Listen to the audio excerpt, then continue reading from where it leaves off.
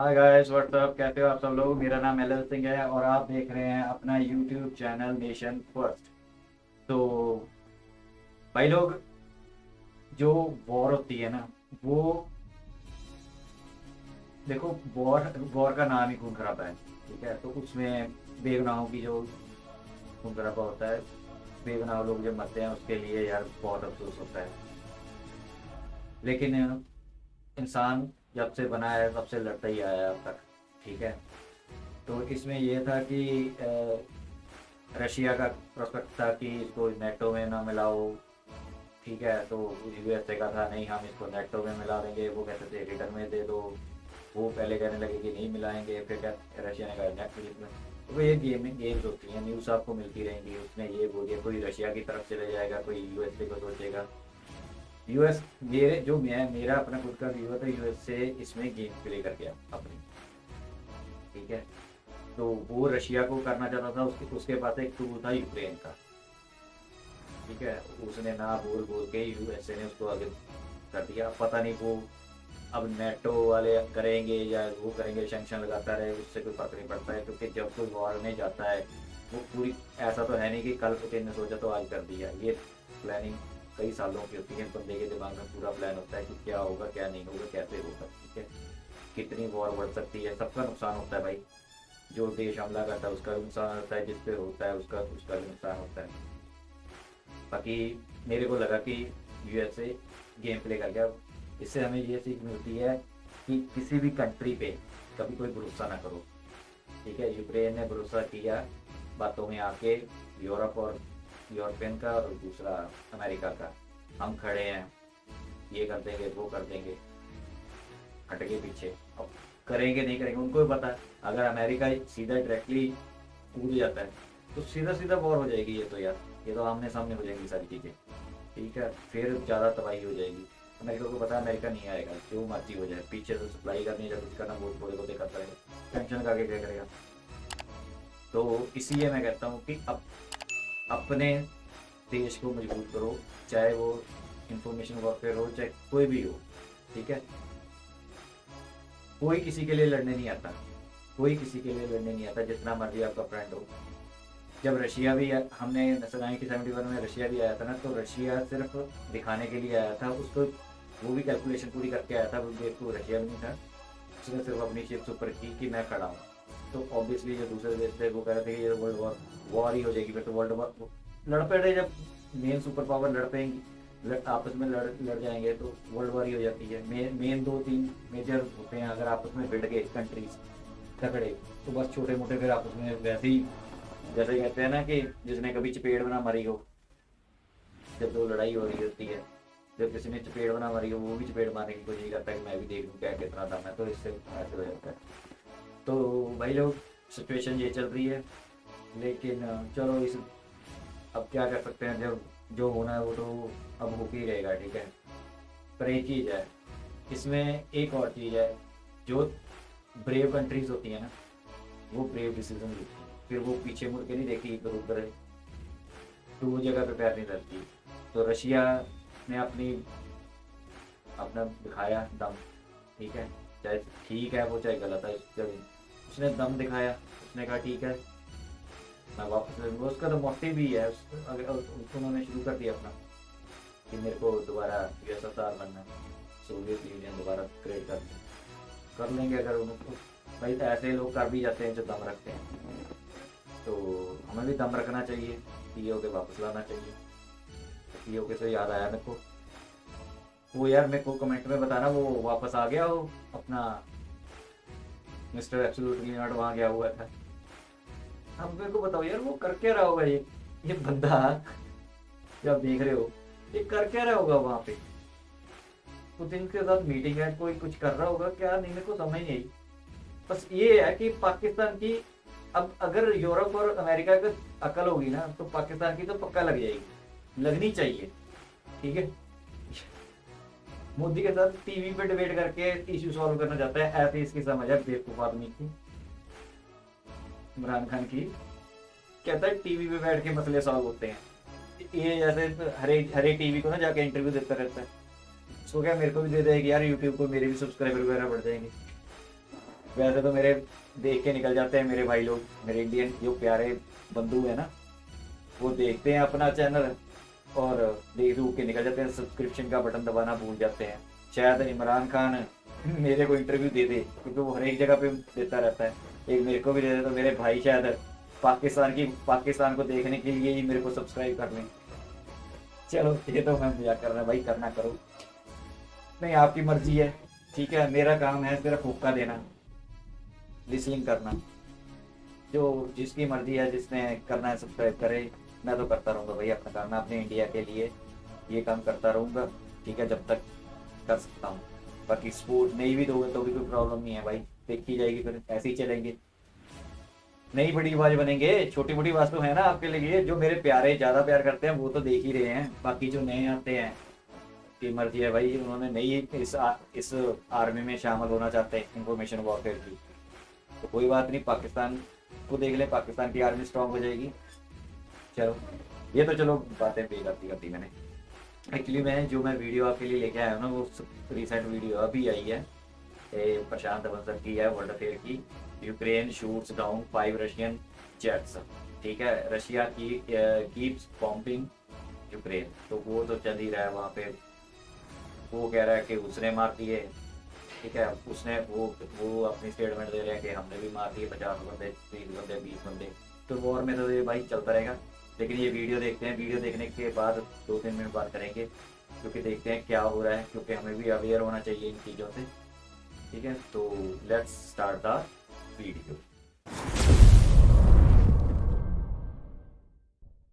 नमस्कार, welcome you to world affairs. मैं हूं प्रशांत धवन। अगर आपने वर्ल्ड अफेयर्स को सब्सक्राइब नहीं किया है तो subscribe to world affairs. War कभी भी आसान नहीं होती, चाहे आप रशियन फेडरेशन भी क्यों ना हो, नुकसान फेस करना पड़ता है। अभी रिपोर्ट्स ये आ रही है, यूक्रेन ने ऑफिशियली ये क्लेम किया है कि रशिया के 5 फाइटर जेट इन्होंने शूट डाउन कर दिए हैं। ये यूक्रेन का अभी लेटेस्ट क्लेम है। कुछ अनऑफिशियल सोर्सेज ये भी कह रहे हैं कि यूक्रेन बहुत ही जल्दी डिक्लेयर करेगा कि 6 से लेकर 7 रशियन फाइटर जेट यूक्रेन ने शूट डाउन कर दिए हैं। कई रशियन टैंक्स ये डिस्ट्रॉय कर चुके हैं। तो मैंने आपको बताया था लास्ट वीडियो में, यूक्रेन की इन्वेजन रशिया के लिए आसान नहीं होने वाली। ये अफगानिस्तान तालिबान वाला केस बिल्कुल भी नहीं होगा। यूक्रेन के लोग प्रॉपर रेजिस्टेंस दे रहे हैं आज के समय रशिया को।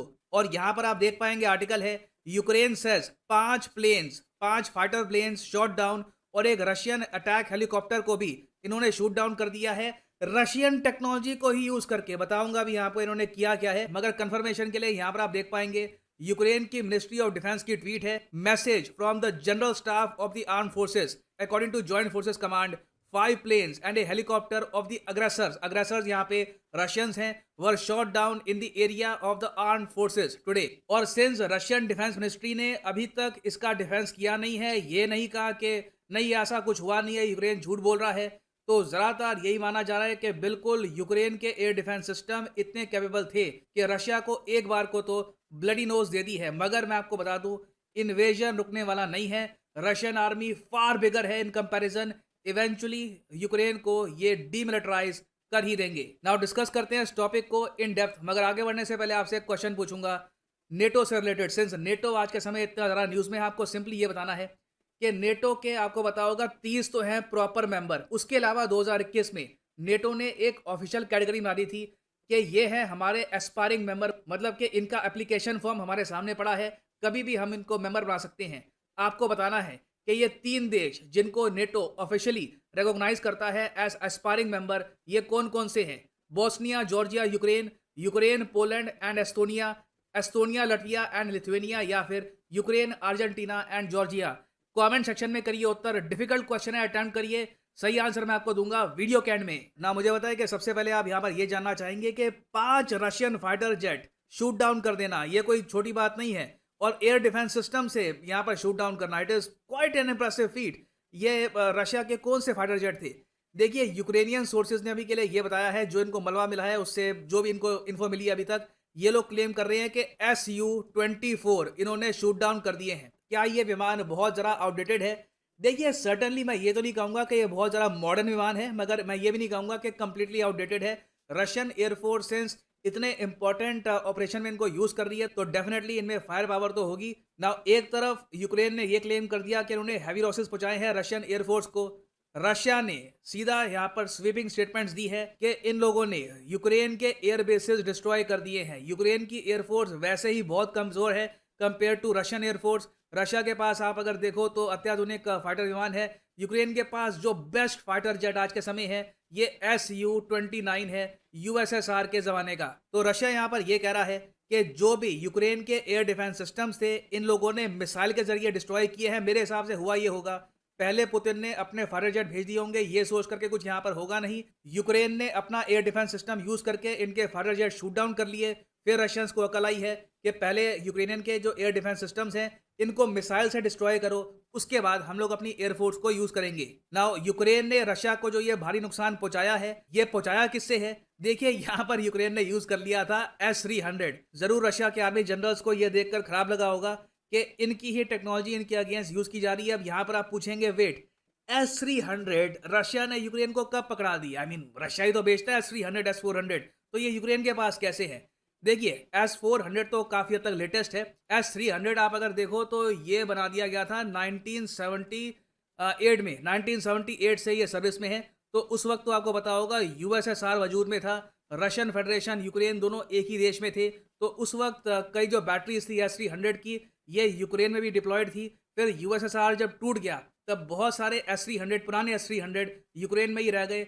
आज तक ये लोग इसको यूज कर रहे हैं। आप देखिए Su-24 को शूट डाउन करने में ये कई दशकों पुराने S-300 ने इतना अच्छा काम किया है। हालांकि मैं यहाँ पर ये बोलूँगा, जैसे ही रशिया को अपनी गलती समझ में आ गई कि ये S-300 इनके पास अभी भी हैं, we have to take them out.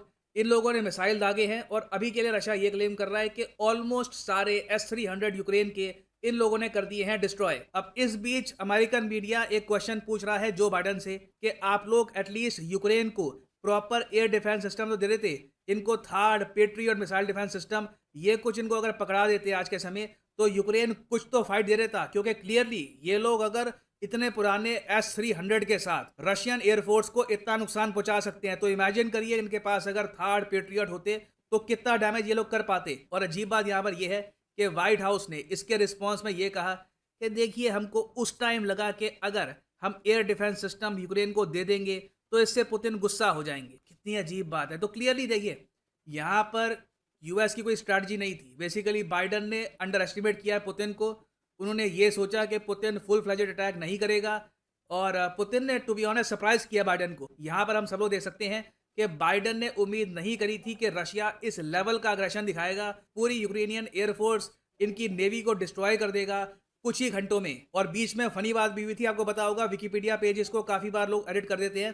तो जैसे ही ये रिसेंट न्यूज़ सामने आई है कि रशियन एयरफोर्स ने यूक्रेनियन नेवी कुछ खास है नहीं, कोई सबमरीन नहीं है, कोई एयरक्राफ्ट कैरियर नहीं है, बहुत ही कमज़ोर से इनकी नेवी है। इसको भी यूएसए ने कभी ज़रा मैं कहूँगा कि स्ट्रॉन्ग बनाया नहीं। तो जो भी इनकी पेट्रोल वेसल्स थी उसको बॉम्ब कर दिया यहाँ पर रशिया की एयरफोर्स ने बहुत ही आसानी से। उसके बाद रशिया का कोई आदमी होगा उसने यूक्रेनियन नेवी के विकिपीडिया पेज पर डाल के इसकी जगह कर दिया वॉज। जैसे कोई भी अगर मान लो आदमी मरता है तो आपने देखा होगा पहला काम लोग क्या करते हैं कि विकिपीडिया पेज पर जाकर उसको इसकी जगह वॉज कर देते हैं। तो यूक्रेनियन नेवी के साथ भी आज के समय यही किया गया। बाद में ऑफकोर्स जो ये एडिट है करेक्ट कर लिया गया होगा। मगर मैं यहाँ पर यह कहूँगा यूक्रेन चाहे हार भी जाए कोई बड़ी बात नहीं है। आज रात तक न्यूज़ आ जाए पुतिन कहे कि ऑपरेशन सक्सेसफुल, हमने तोड़ दिया यूक्रेन को। यूक्रेन ने फाइट दी है, यूक्रेन के लोग प्रॉपर फाइट दे रहे हैं। इनके प्रेसिडेंट अपना देश छोड़ के भागे नहीं। अशरफ गनी वाला काम नहीं हुआ यहाँ पर, डटे रहे। कीव में आज भी डटे हुए हैं। कीव में इस वक्त बॉम्बिंग हो रही है जब मैं वीडियो रिकॉर्ड कर रहा हूँ। जेलेंस्की आज भी अपनी जगह बने हुए हैं। इनके लोग भी कह रहे हैं कि एक बार रशियन सोल्जर आए तो सही अंदर, कीव में एक बार बंदूकें लेकर आ जाएं, हम गुरिल्ला वॉरफेयर करेंगे, लड़ेंगे इनसे। अब इतनी आसानी से अपना देश इनके हाथ में नहीं देने वाले। तो यूक्रेनियंस ने डेफिनेटली रिस्पेक्ट अर्न करी है दुनिया भर से।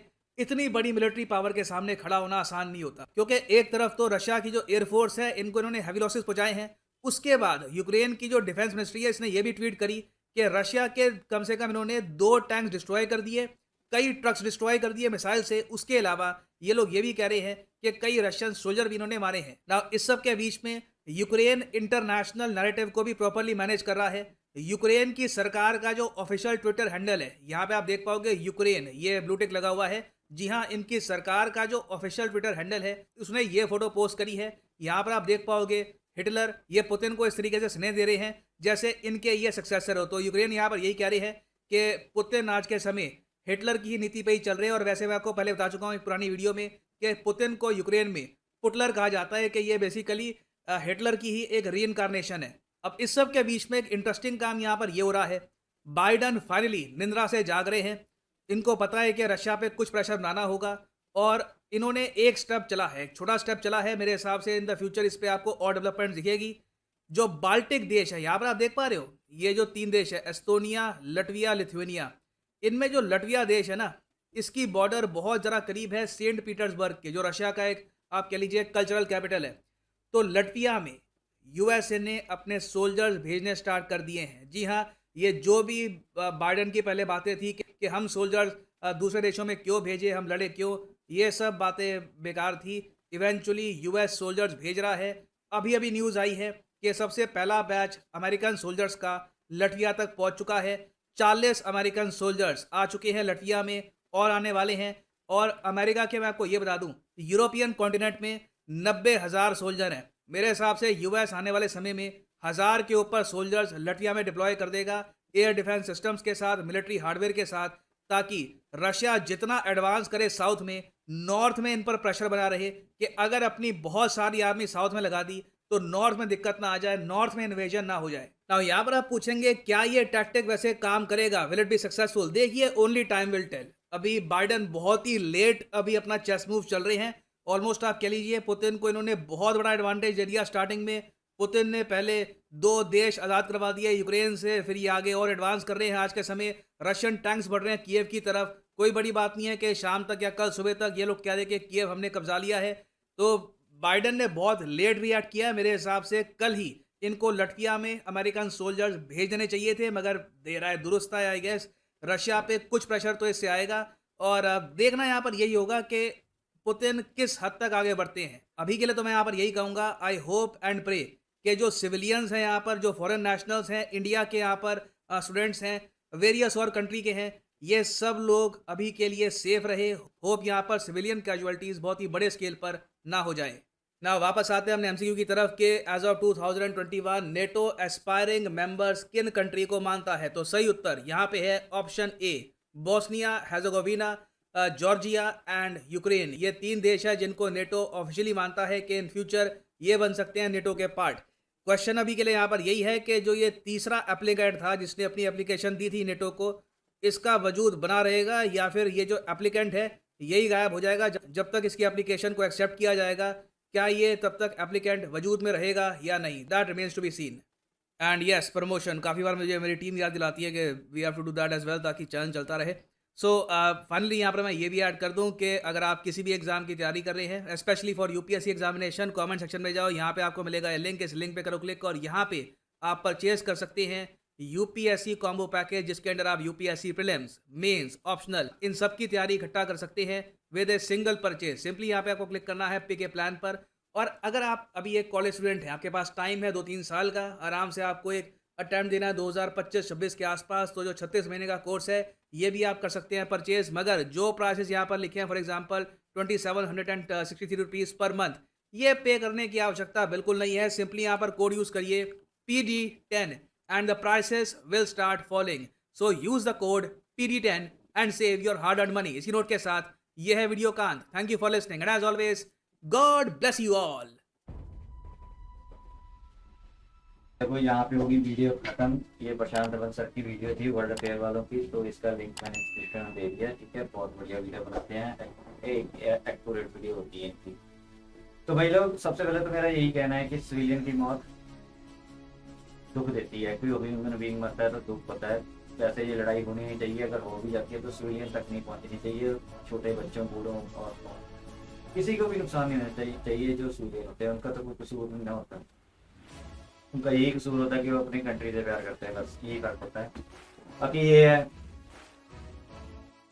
जो दिलेर कौमें होती हैं वो लड़ती हैं, ठीक है। जो दूसरी कौमें होती हैं वो ऐसा होता है कि वो सरेंडर कर जाती हैं। 93 जैसे सरेंडर हुआ था, एक वर्ल्ड रिकॉर्ड है हमारे पास। तो बहादुर कौमें कहती हैं कि हम लड़ेंगे एंड तक, लेकिन वो भी बहादुर कौम थी जो कह रही थी कि एंड तक लड़ूंगी, लेकिन उधर सरेंडर के कागज साइन कर दिए। इधर पाकिस्तान में, वेस्ट पाकिस्तान में बोल रहे थे कि हम जीत रहे हैं, बस अब जीत के ही आएंगे वापस। उधर सरेंडर भी कर चुके थे वो। चलो ये तो मैं पाकिस्तान को तवा लगाने के लिए मैंने बोल दिया पाकिस्तान की। वैसे एक्चुअली में जो भी हो रहा है भाई ठीक है, अब अमेरिका बीच में घुस भी रहा है तो अमेरिका क्या कर लेगा, उधर से लिथुआनिया से क्या करेगा। जो बाइडन तो वैसे ही वो तो लेज़ी इंसान है। वो पहले तो अगर उसने 10 मीटर चलना हो तो 10 घंटे तो वो उसी में चलने में लगा देता है, बैठा बैठा सो जाता है, उसको पता भी नहीं होगा क्या हो गया। ठीक है, तो अमेरिका कुछ खास कर नहीं पाएगा ये मेरे हिसाब से। वो इसलिए फोर्स खड़ी कर रहे हैं कि वो रुक जाए। वो रशिया को भी पता है फोर्स खड़ी कर रहे हैं उन्होंने। आज रात को जैसे सर बोल रहे हैं कीव उनके हाथ आ गया, उसके बाद कहेंगे ठीक है जी हमने रोक दी लड़ाई, वापस नहीं लेते वो।